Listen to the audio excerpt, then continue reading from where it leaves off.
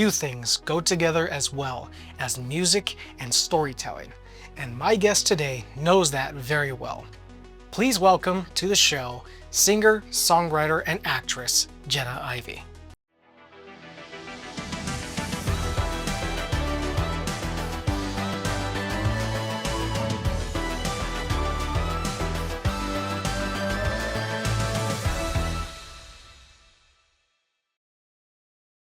Welcome back, Visionaries. In today's episode of Voice of the Visionaries, I'm going to be speaking to a very special guest who's an independent singer, songwriter, and actress by the name of Jenna Ivey. She's going to be sharing some of her experiences working on the sets of various productions, as well as her experiences and the lessons learned being an independent musician. Today's discussion is going to be really awesome, so I can't wait to dive in. But before we do that, if you want to learn the art of filmmaking made simple, then consider subscribing and clicking that bell icon so that way you don't miss any new videos. And don't forget, you can follow me on X, Facebook, and Instagram to know what I'm doing outside the studio, as well as receive updates of future videos. Now let's say hello to Jenna Ivey. Jenna, welcome to the show. Hi, Michael. How you doing? I am doing quite good. I'm enjoying the colder weather for once, so Yes. What a change, huh? Going from like 80 something to this. oh yeah, tell me about it. Honestly, like I was telling a friend of mine last week, I said, you know what, man, it was like 65 during the day, almost 70, and then all of a sudden it just becomes like this polar vortex because of that storm. And like Yeah. this morning I woke up and there's fog everywhere. Like just heavy fog. Everywhere. Yeah, and I'm like, okay, it was sunny in the afternoon yesterday. Sure, we'll roll with it. It's New Mexico weather. So I kind of want to start off somewhat easier, and I kind of want to delve into your background a little bit. You grew up Mhm. on a farm with a large family, each with their own musical talents, and eventually you guys got together and formed a band called the Ivies, which you guys do some really good music, by the way. And then the 2020 pandemic hit and changed a lot of things for basically everyone. And I kind of wanted to tackle this idea of growth during a very difficult time. So, how did you grow as an artist during that time, and how did you navigate all the stuff that was happening into, how you are now, like how you're doing now as an artist? That's a loaded question. And here I thought we were starting off easy. That's not starting off easy. No, I just graduated when COVID hit, and I was interviewing with the Open Jar Institute out in New York for a musical theater internship. Right. Um, and that seemed like a pretty good bet, right? But then COVID was kind of happening, and so there was a lot of like, let's wait and see. And then, unfortunately, the Open Jar Institute, amazing people, they converted their studio into a makeshift hospital Oh, because they were so overrun by with people with patients in that city. So that kind of just it changed a lot of things for me and also challenged me in many ways because I think that was going to be my risk. That was going to be my chance to be like, let's prove something. I was going to go out there with my brother. I was going to do graphic design to make money and then do this internship and also just audition and just go. mhm. And of course all of that kind of just changed. And it I had it easy compared to a lot of people. I had my family here. I moved Yeah. back to Torneo. I had a farm to work on. So I had stuff to do, but as far as the creative outlet and the use of my degree, there wasn't a whole lot. Mm. So in the meantime, I kind of did a funny thing where, and so did my brother. We had both just finished school pretty recently, but we decided let's basically give ourselves our own education of whatever sort we want. And so for me, that was like I I got I was blessed to get a scholarship, a graduation scholarship from the department. And from that scholarship, I purchased a tap board, a floating tap board, and I started learning to tap dance, and I started doing that. I kept reading books, I kept studying theater and acting and film and music and everything. And so I just found comfort in trying to create my own structure the best way that I could in the meantime. But I think the following year when things started to open up, I thought, "Okay, now everything's opening up. I can just go ahead and I could do what I was planning on doing before, right?" Mm. But not so, because this isn't true for every theater, but it is true for all of the ones that I could seemingly find. Mhm. What I discovered was I was no longer eligible for a lot of programs because I was no longer a recent graduate, because it had been Oh, 1 year. Even though nothing had happened in that year, I still was no longer a recent grad.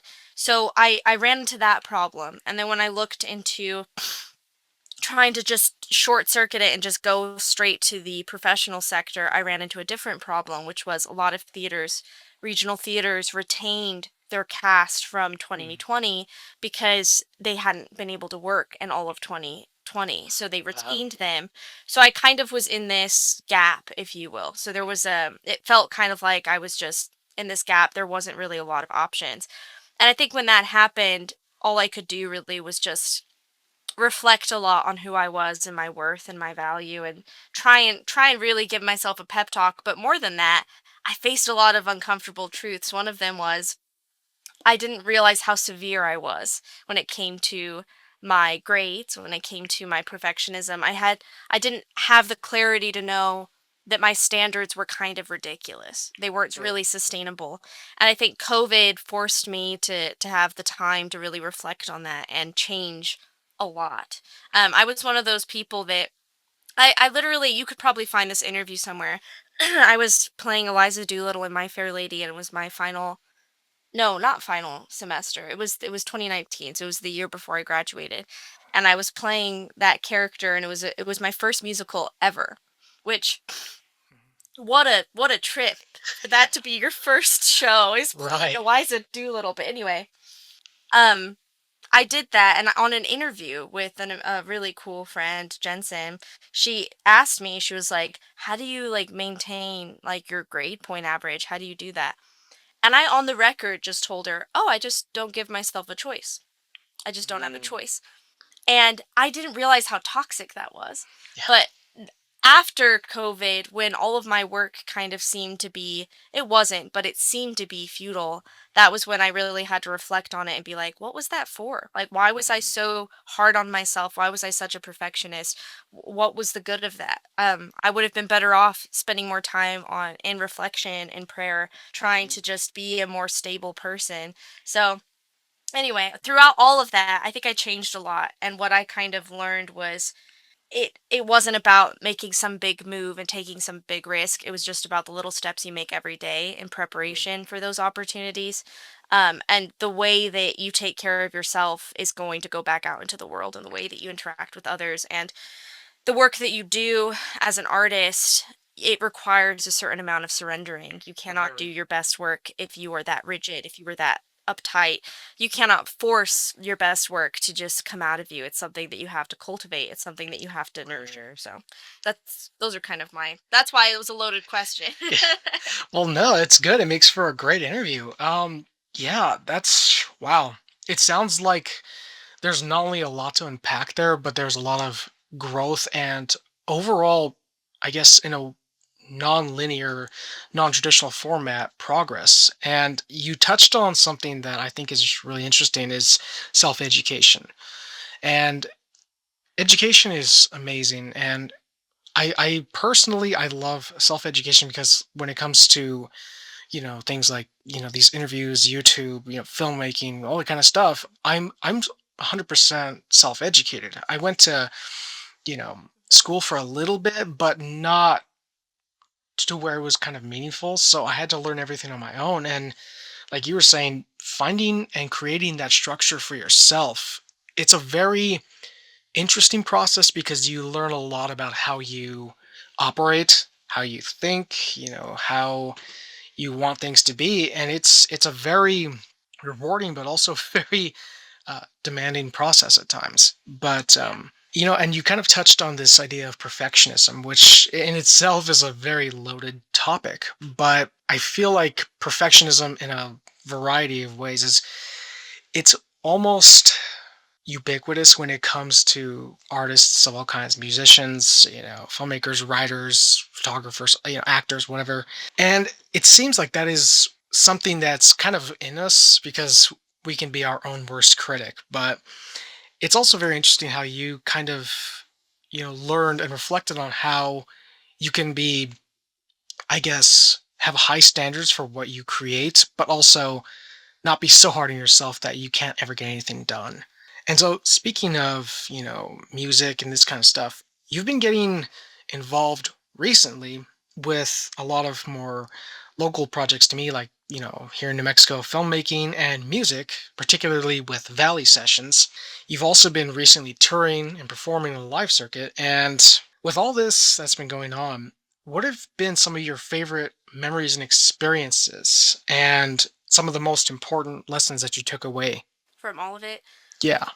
Oh, I guess one of the big takeaways is you can try and prepare as much as possible, but you never really know what life's going to throw at you. Yeah. So for me, like a big thing, like I don't say this very often because I don't want it to come off wrong, but I didn't plan on doing music again. Mhm. That wasn't something I didn't make a conscious effort of, yes, I'm going to go perform or I'm going to go to this open mic in the hopes that I book a gig or something like that, which is a really good thing to do. I didn't. I had never really stopped writing, but I had no intention of really reopening that door. I just didn't think about it. I didn't think about performing. Um, Music's always been very innate to me. So I was never going to shut up, but I wasn't going to really seek a stage, if you will. Yeah. And then when those opportunities started happening, when I was fortunate enough to record my song Shame with Valley Sessions, and then when I was invited out to Corpus Christi for the Songwriters Festival out there, and then I performed in that festival, and then from there, just kind of started booking gigs and getting asked to play around town. I just kind of had a moment of surrender where I was like, all right, like Mhm. if I'm being blessed enough to kind of have people ask me to just play, who am I to just say no? It's Yeah. because I don't feel like it or something. And so I started playing. So I kind of have I kind of have a funny relationship with a lot of performing because it feels, I'm still surprised all the time. I'm always confused as to why I book gigs. I'm confused as to why people want to listen to me or hear my thoughts. I'm always just confused. And I think it's good to kind of remain in that childlike surrendering where it's like, Yeah. I don't know, I just show up, I just kind of do the thing. Um I think there's been a lot of privilege in it. I think meeting so many people has been kind of Mhm. surreal.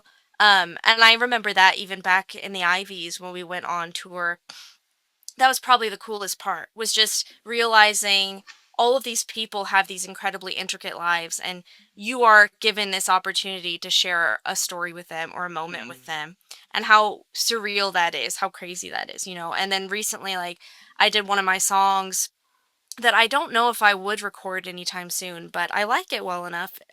It's called I Do, and it started as sort of a joke, kind of like a first dance song on Mhm. purpose, Yeah. but the joke was on me because it became something that I really liked and something that I felt very sincere about. And I was able to play that song at Iron Gnome, which is a bar in Waco Tanks, for Mhm. a couple that got married Oh, there. wow. And I played it as their first dance. Yeah.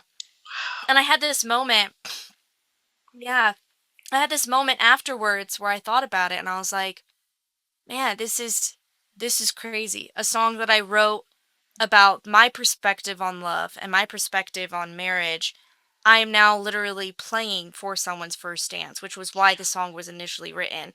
And I'm Mhm. giving them that memory. And then like weeks later, they called us again at Iron Gnome, and he emailed me and he was like, do you have that song anywhere or anything? And I don't have it released, but I sent him literally the first like demo that I had of it with the lyrics and the chord sheet. And I was Wow. like, here you go. Like, congratulations again. And it's like, that for me is it's so big. It's like, it's hard for me to process it. And so when it comes to even success, that's a moment for me where I was like, that's a success. That's pretty Mhm. cool. Like, even though Wow. I'm not rolling in the dough, it's like, that's a really special moment. But I think, those have been the most special things. The most difficult thing, I think no doubt is the lifestyle. It's just the lack of routine. It's a very difficult thing. Living out of a suitcase. Like I literally have two suitcases open in my room pretty much all time. Mhm. All the time. And that becomes kind of tricky where it's just a lot of like going out, coming in and just constantly leaving. But I'm also blessed to be in a place where I can do that.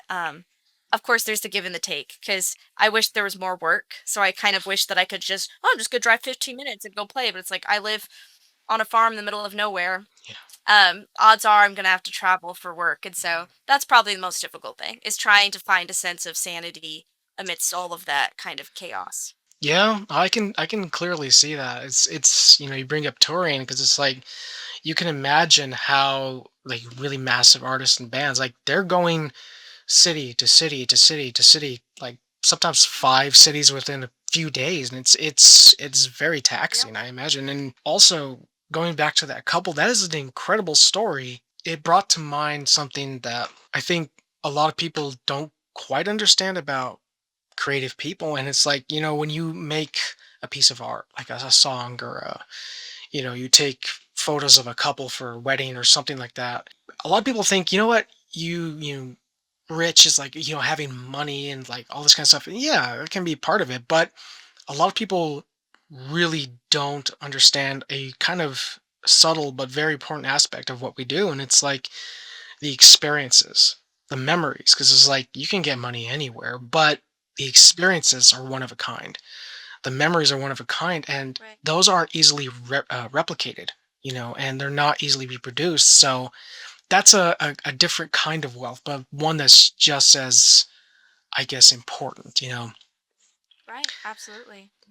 So, and it comes to filmmaking, I kind of want to segue into the next question. You've been a part of some short films and, things like voice acting and a few other things in addition to music. I kind of wanted to touch on something that I think is a very interesting topic, but for you as a musician, singer, what was it like to transition from music to, acting? And what was it like for you to perform in a completely different medium and art?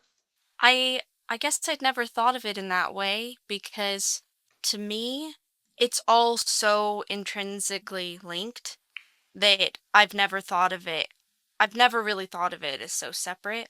Hmm. Um, I was kind of an odd case in that when it came to acting, I received no formal education. I mean, no education at all in regards to acting. I grew up homeschooled, which I was very Same. grateful for, but that also meant yeah, but that also meant that I didn't really have acting classes or like a theater troupe or things like that. And acting was something I was always so like passionate and curious about, but I was very shy about it. I was very hesitant because I'm a really mixed bag of chaos and creativity. The logical part of me, even though I was just a kid, was like, "Pff, acting is so impractical. Like, how can I like pursue this? That's silly, right?" So I never really talked about it, but I would be in my room doing acting exercises. I didn't even know that's what they were, but I would do. Hmm. I swear, there's probably an old phone of mine that has awful videos of me just doing these weird improv sketches, and I remember some of them. But so for acting, I didn't really do it until college. Music, I had my brother and my two sisters were in the band, the Ivies family band. From there, I started getting exposed to songwriting, which I was doing kind of on my own, but my brother would ask me to come in and I would co-write with him. And so I learned a lot through that. And then in college, I was doing both. I started doing theater for the first time ever. Started doing short films. Started acting in different things. And then was also in the band full time. We went on tour in 2019. The same year I did my first shows ever. I did Silent Sky. I played the sister Margaret, the supporting role. And then immediately after I did My Fair Lady. And that was the biggest show NMSU had done in like 25 years. And then immediately after, like I'm talking like a week, I was on the road and we were touring with the band. And so that year I learned a lot, but it was all very connected.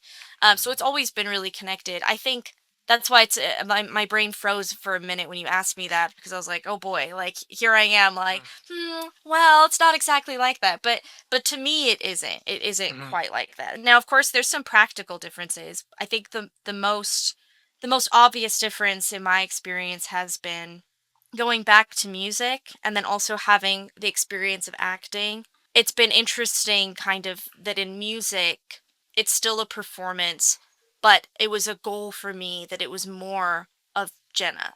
Hmm. And in acting, something that I talk a lot about is you're playing a character, but you're utilizing your voice, your body, your appearance, your soul. So you're going to be with the Hmm. character at all times. It's never you can never actually completely remove yourself, and you shouldn't want to.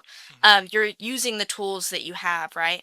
In Yeah. music, that same concept applies, but I would say I make more of an effort for it to be Jenna. Maybe it's Hmm. like slightly performative, but it's literally just me, including like terrible dad jokes and like awkward moments on stage. Like Yeah. I I think it's so important. It was so important to me, especially this time around after the experience of touring, to just be completely myself because otherwise it's like I wasn't interested in being exhausted. I wasn't interested in Hmm. finishing a show and then feeling like, okay, now the mask can kind of come off. It's like I'd rather be exhausted and just be me.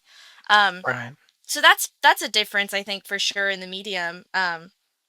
Do you have like a more because I know I'm all over the place. Do you have like a more specific question or do you want to rephrase it or something? Well, actually, I kind of wanted to tackle specific roles or a couple of questions, but Okay. I kind of wanted to talk about like a favorite character you've done because I done a couple of short films a few years ago, and they were a blast for me to direct. But one of the funnest things was just getting to work with the actors. For me, it was not just fun to see the actors and work with them.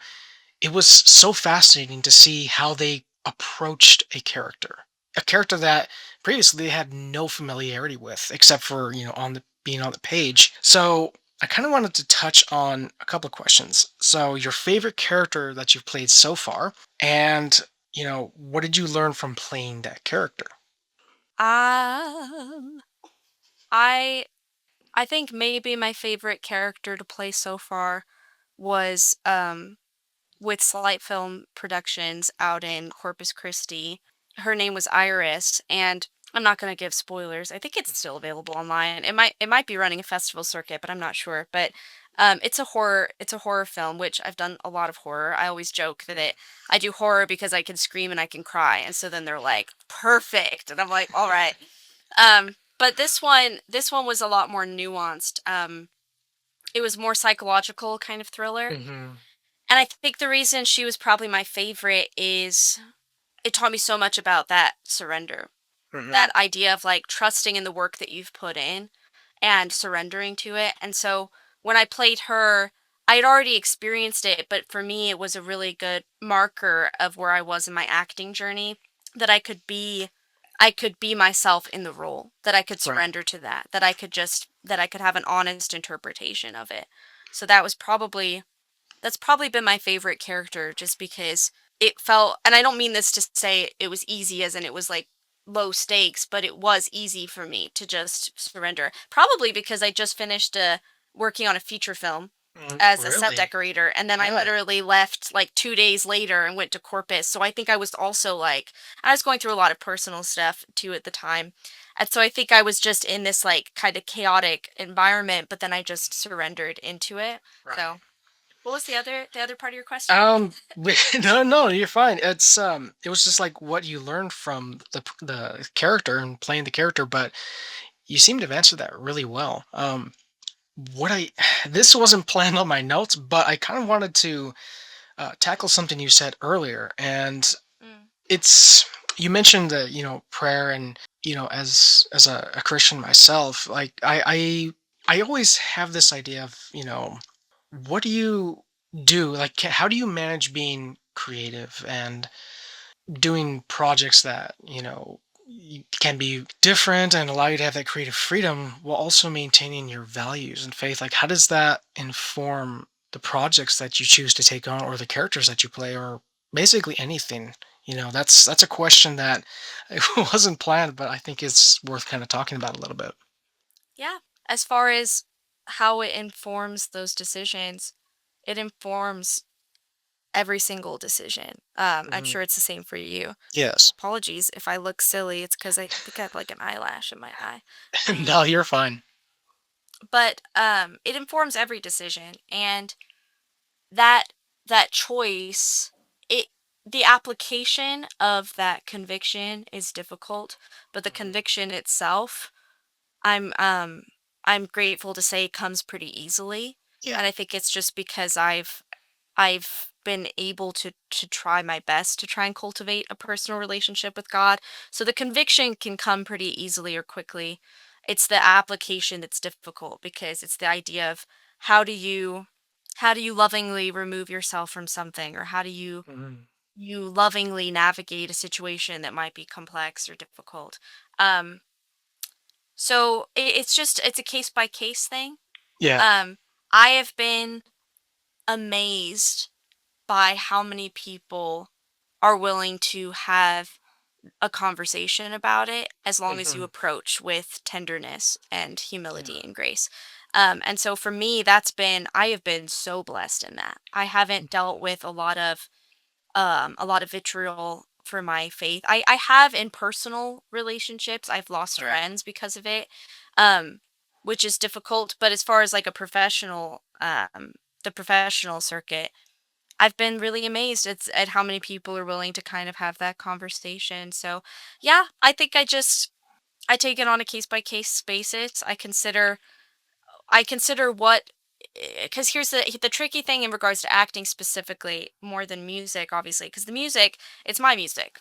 It's like, Hmm. why did I write it if I can't Yeah. stand behind it? Um, but with acting, you might be called to portray a character that is not like you, or is only like you in certain ways, and that's your anchor, but maybe makes really bad choices and does really difficult, really bad things even. That's tricky. I think my criteria, what I usually ask myself, and I've told this to other Christian creatives that I know, what I try and ask is, am I portraying this character for an overall positive moral message, whatever that may be? Even if I'm doing, if the character is doing bad things, is it is it reflected in a way that we know that the character is doing bad things rather than endorsing it? Yeah. Is it something that I what am I endorsing, or what am I using to teach, right? And so Right. I try and take that case by case basis. Um a good example, a humorous kind of example would be, I have been blessed for the past maybe 4 years maybe, to work with a company out in cruises with the police department. Oh, And nice. so I work as an actress with them to do crisis intervention training. Monica Mm. Mojica runs that company, amazing person. And when I do that, obviously it's real life scenarios. You're trying to make it as realistic as possible for the cadets, because Yeah. this is literally the step before they go on officer training duty, where they're like on the streets interacting with Wow. people. So you want it to feel extremely real. Well, in these situations, if you just think about it, people are not going to say very nice things. Yeah. If you're dealing with the cops, and maybe you're already in a bad mood, or you're in a domestic dispute or something, you're not really going to mince words. You're going to Yeah. say a lot of things. And so whenever I do that, like you would probably, most people that know me, and that happens when I'm doing it, freak out because they're not accustomed to me cussing that much, or saying the things that I say, or the Hmm. amount of aggression and anger and hatred even that I maybe display. But I've never felt convicted by that, because I know why I'm doing it. I Hmm. understand that this is not a normal situation, but this is relevant. I do need to Right. try and imitate reality the best that I can for the sake of this. So that's a good example of what I'm talking about. It's like you have to try and rely on that conviction from the Holy Spirit to Hmm. guide you, and you have to try and allow that to happen. That's a really fantastic answer because it's very similar to me because this is the way I've kind of talked to other people who not necessarily in the creative field, but because they sometimes I get asked like, well, okay, when you're doing this, like, how do you do a project that's, not necessarily Christian in sense or Right. faith based, um, but also maintain, something that you can be proud of, that you can, put out there with a clean conscience. And I was talking to a filmmaker friend of mine who's also a Christian in New York called Robert, and he's doing a faith-based TV series, and Mm, it's a very interesting series. But we talked a little bit about this, and we talked about the power that right. both, filmmaking and stories have for people, and, music in particular too. And it is important that people understand how both of those mediums can influence people for good or bad, which is, fantastic. And that kind of leads into my next question, which is the power of music and its Mm. ability to inspire other people. As a musician yourself, what or who inspires you musically, and how do you approach songwriting in your own unique way? It's funny. I got asked this at a gig recently, and then I ended up having a 45-minute discussion about Jesus. So that's Oh, really okay. funny. But uh I mean, I always feel like I'm awkward in the way I say it because it's hard to try and capture something of that magnitude. But as far as like what inspires me, my faith really is Mhm. the source of so much of it, because that directly affects my outlook on life and on the people around me and the ways that I love, um and try to love. That tends to be the source, and then through that lens, if you will, nature is a really big source of inspiration for Mhm. me. I think growing up on a farm, Yeah. the appreciating the surroundings and the planet that we've been Mhm. given stewardship of, that was always a huge inspiration. And then people, man, it's like these the fact that every single person I've never people are themselves, or they're not evil. We're Mhm. capable of evil. We're capable of terrible things. But we're people, and Mhm. there's that soul that you see in every single person that I just think is I'm always just gobsmacked by. It's like Mhm. the light that people can't see within themselves. So I think all of those things are probably my direct my source of inspiration, really. And when I write, I talk about this in the same way that I didn't plan to start performing again. When I write, it doesn't it's not as though it's like a homework assignment. It's not as though I'm like, this is something that I'm supposed to do. Well, see, that's not even the right way to say it. It feels almost inevitable. It almost feels like the music is inevitable, and I'm just the conduit. I'm just the person that's trying to guide it and trying to cultivate it. I talk a lot. I talked about it in a different interview where it's like a river above my head, sort of, where it's like Right. sometimes I can reach up and I can try and like touch it, and sometimes it'll come down and like land dropped to me, and then Mhm. from there, I write a song or whatever that may be. But it certainly feels like it's that divine intervention to a certain degree, but also it's that idea of subconscious and conscious mind Mhm. trying to work together. It's that impossibility. How can you do both things? Well, you can. Humans are incredible. You can somehow be fully aware and completely unaware at the same time. Yeah. And I definitely exist in that when it comes to Mhm. music. Um, but yeah, the power of music, I would say too, I've been amazed by the way people have reacted. It's incredible. Things that it's such a privilege that something that I just wrote in my room can move someone. Um and to affect them in ways that I don't even understand. And even in their interpretation sometimes of the song, they have a different interpretation than what I intended, but it doesn't really matter because that's their experience with it, and who Mhm. am I to say it's wrong? It's like Yeah. if it moved you, then it moved you. So, Wow. That's got to be a humbling experience every time. But wow. oh, It, absolutely. that's amazing. It's a trip because I think when you're childish, when you're younger, you kind of want to be like, no, no, no, no, no, no, that's not what the song's about. Like it's about this. But then you kind of get older and you're like, it's not really mine anymore. Once I start, that's why I'm trying to raise money to record my EP, because Mhm. once you start giving it back to people and you start performing for them, it's not really yours exactly anymore. Mhm. It takes on a life of its own throughout the world, and Mhm. it's a very interesting, but also, I think, in a way, beautiful thing to see. Especially today. Absolutely. So we are down to our last question, And I know I said I was starting off a little bit easy, which I really didn't. But for this show, what I like to do with every guest is ask something that I think a lot of my listeners would definitely like to hear. And for those either in, film or writing or music, acting, for anybody that's in the creative field that's listening, they really want to get into the arts. What would be like just your most critical and important piece of advice for them? What would be the most important thing you could say to them? I think that the most important first step, if you will, or most critical piece of advice I could offer is not the most exciting per se, which is really, really focus on being receptive. Focus first on receiving art, on viewing art, on consuming art. I talk a lot about being a sponge. Soak in literally everything that you can, in whatever medium that is.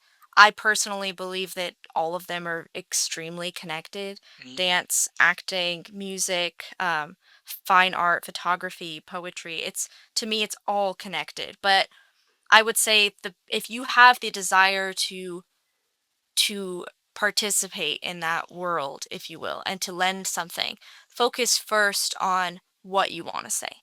Focus Mhm. first on the stories you want to tell.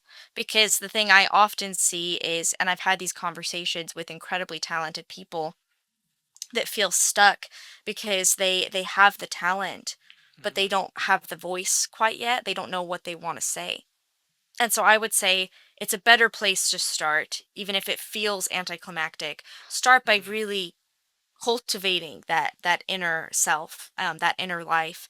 Allow Mhm. the subconscious to become really powerful and guide you towards better instincts when it comes to music or acting or performing.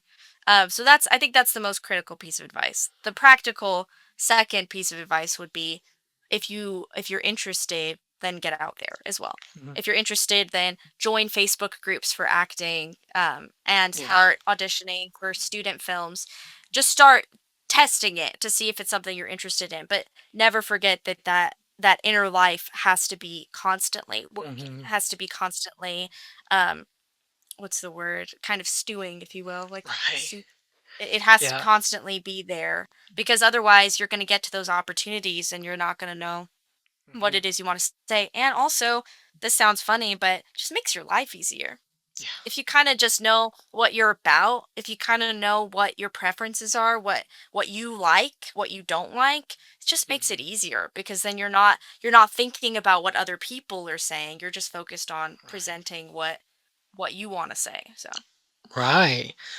That is awesome. And I think, kind of adding to that, it's important that not only you cultivate, your own taste and that kind of thing, but it's also important that, you don't try to imitate anybody else. You just bring your own expression of, whatever you're trying to make out there, because there's only one you, there's only one uh-huh. you out there. And people need to hear what you have to say or the story you have to Yeah. tell or the song you have to sing. So, in the way you tell that or the way you sing that, uniquely, it comes from you. There's nobody else is going to be copying you, it's just you. So, wow, Right. great answer. Yeah. And imitation is like a really good tool, and I tell people Mhm. that a lot. Most of us learn to sing by imitation, Right. because you're copying what someone is doing and you're matching pitch. That's a fine tool as long as it's a tool. Because Yeah. eventually, if you continue to only imitate in whatever medium that may be, like you said, there's only one you. But I would also go so far as to say, even though it sounds harsh, you're always going to fall short if you're trying to imitate someone else, because Right. you're trying to copy something that can't be replicated. You're trying to Hmm. compete with someone when you can't compete. You literally cannot. So Hmm. your best choice is to do it in your way. Yeah. Awesome. And then plus it's more authentic and honest too. Yeah. So that is gonna wrap up today's episode of Voice of the Visionaries, everybody. Jenna, thank you so much for coming on the show. It was a blast talking to you and going over all these really amazing questions. And this discussion was very fruitful, I think, for everyone. And I kind of want to just ask, where can people find you and follow you on social media or see your work? Right. You can find me on Instagram at Jenna C Ivy Ivey. That's where I post probably the most consistently, and I post about gigs and stuff there. Hmm. You can also find me on YouTube under the same. And I have like longer, like full videos of some live performances there.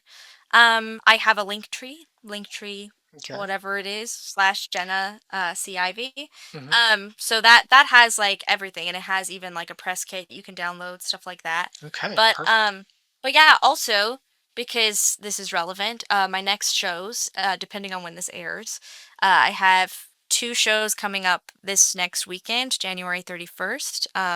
First at Sabor in downtown El Paso, 10 a.m. Hmm. to 2 p.m., which is like a brunch thing. It's really Right. fun. And then in the evening at the Nature House, which is on Monroe Street, that's like a Hmm. house concert. But if this airs after that, it's fine because I usually do Sabor about once a month. Hmm. So you can just follow me and catch up with me there. And then I'll be in Cruces February 7th at Elephant Ranch. So you can Okay. catch me Okay, perfect. That sounds awesome. And Visionaries, if you want to check out some of the Valley sessions that Jen has done, I will be sure to link that down in the description box below. So be sure to give that a look and be sure to follow Jenna's and, catch a show of hers if you can. So again, Jenna, thank you so much for coming on the there. Thank you show, for and having it me. has been a real blast. So hopefully we can get to do this again sometime. Yeah, absolutely. Okay, all right. And that'll do it, Visionaries. I'll see you guys in the next video.